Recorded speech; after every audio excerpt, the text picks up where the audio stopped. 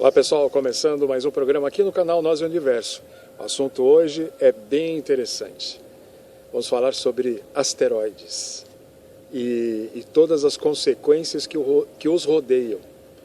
É assim, é um assunto bastante extenso. Se a gente quisesse fazer um programa de 2 horas, a gente com certeza teria material para tudo isso. Mas o motivo que me traz hoje aqui, justamente para falar sobre eles, é um detalhe que eu acabei percebendo lendo uma matéria do Space.com, em que especialistas da NASA e de outras agências que cooperam com a NASA nessa questão dos asteroides levantou, e vocês não vão acreditar, mas é sério. Eles estão estudando todos os erros cometidos em relação à pandemia, quanto à preparação da população, a resposta à questão do contágio do vírus, a expansão do vírus e tudo isso, para tentar mesurar, para tentar entender quais seriam os impactos relativos à chegada de um asteroide, a travessia de um asteroide pela nossa atmosfera e o seu respectivo impacto aqui na Terra. Justamente porque, em primeiro lugar, todas as frentes que pensam sobre esse assunto entendem que pequeno, médio ou grande asteroide, seja ele de que tamanho for, afinal de contas, o impacto para nós, para a vida aqui no planeta, seria catastrófico. Pode ser extremamente catastrófico ou simplesmente causar uma série de consequências à vida aqui na Terra.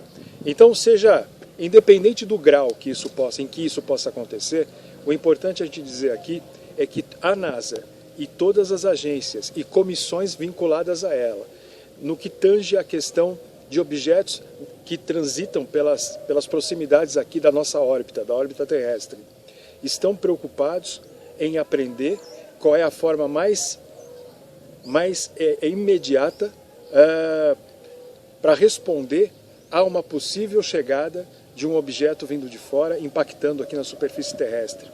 Eu estou dando algumas voltas para vocês irem se acostumando um pouquinho com o tema, porque eu vou chegar num ponto que é crucial agora. Vocês podem até achar que isso pode ser um pouco polêmico da minha parte, mas vejam.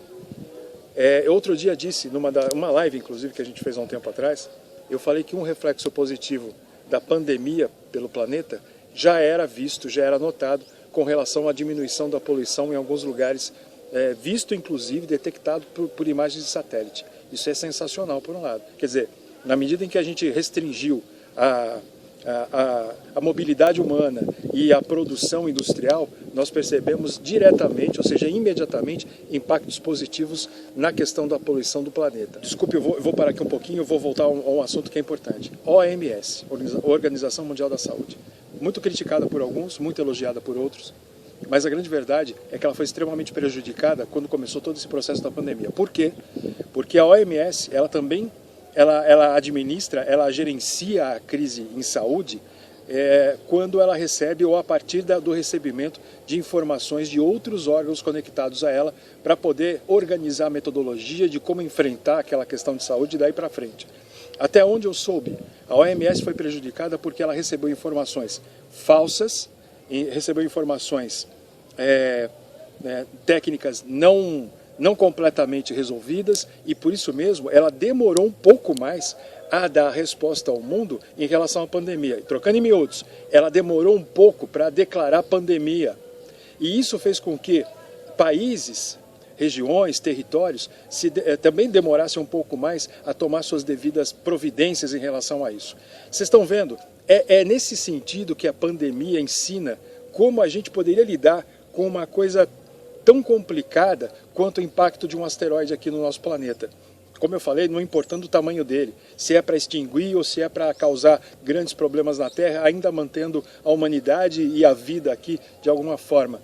De qualquer sorte, a conclusão que essas pessoas ligadas a essas comissões que que tratam desse assunto ao redor da NASA, é de que se não houver uma cooperação global, mundial, seja qual for o nosso problema, vindo do espaço ou nascido aqui mesmo, a gente vai ter grandes problemas, assim como a gente está enfrentando hoje com a pandemia.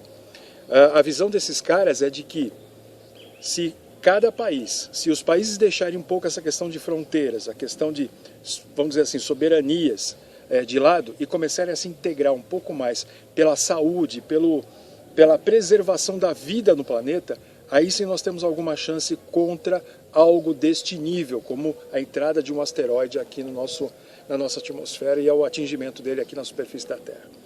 Então, vocês vão vendo que esse é um outro aspecto positivo, né, ligado à questão da pandemia, ou seja, pessoas pensando em quebrar os paradigmas de fronteiras e nacionalidades numa tentativa de unir a humanidade para que a gente possa, a partir de informações que, olha, aqui no Brasil eu estou avistando ele de tal ponto, observatório tal relata para observatório Y, que junta com o observatório X, que reporta isso para a NASA. A ideia dos caras é montar uma grande rede mundial, mas sem aquela formalidade, sem aquela preocupação da formalidade tradicional, trazendo a coisa um pouco mais até para aqueles, até para os astrônomos amadores, todo mundo que tiver algum tipo de olhar técnico sobre esse tipo de coisa, para poder ajudar no diagnóstico, né, na observação desse evento astronômico, a travessia, a chegada, a aproximação de um asteroide aqui na atmosfera terrestre, para que a gente possa enfrentar de uma maneira rápida as consequências do impacto dele aqui na Terra.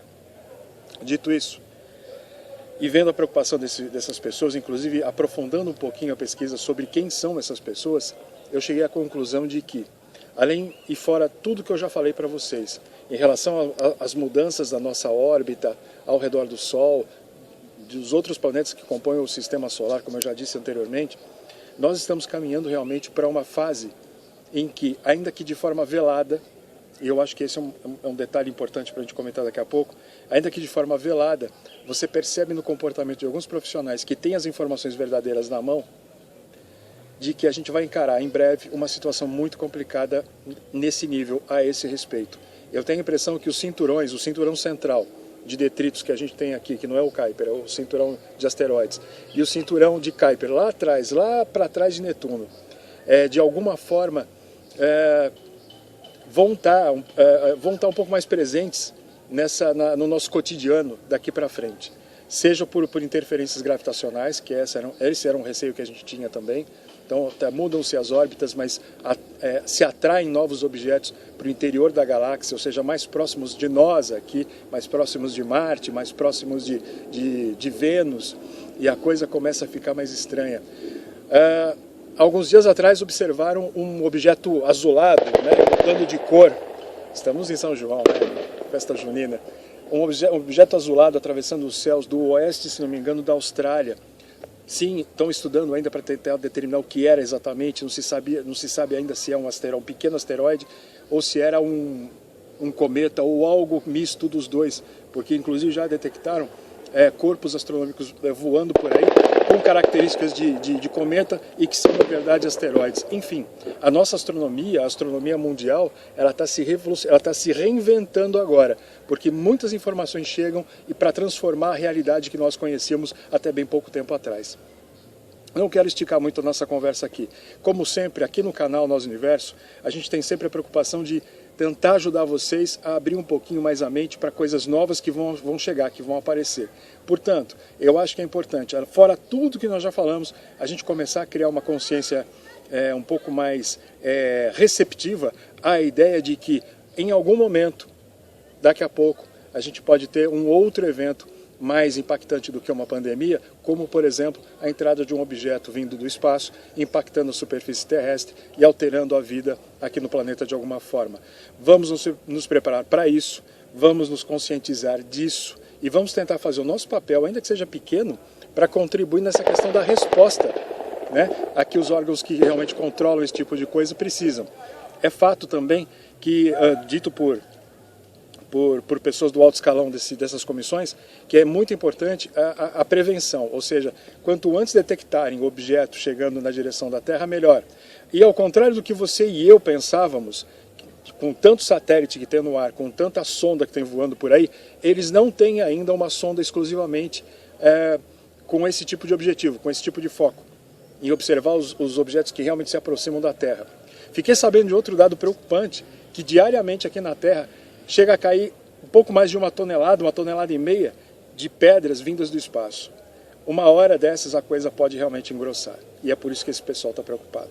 E aqui o papel da Tata, da Bia, todo mundo que compõe aqui a equipe do Nós Universo, é trazer realmente esse tipo de informação para você, sem gorduras, sem exageros, mas trazer a luz da nossa percepção para que a gente realmente entenda o que realmente pode acontecer daqui a algum tempo com a gente, ou a qualquer momento, tá certo? Então vamos passar a pensar nesse assunto também, sem desespero, mas principalmente sabendo que existe a possibilidade de, e nos transformando a partir disso, nos preparando para isso, tá certo? E o que a gente pode fazer para ajudar aquele que está do nosso lado, caso isso venha acontecer? O que a gente pode fazer para ajudar a nossa comunidade, a nossa cidade, o nosso estado, o nosso país, dependendo do impacto e da reverberação desse tipo de coisa.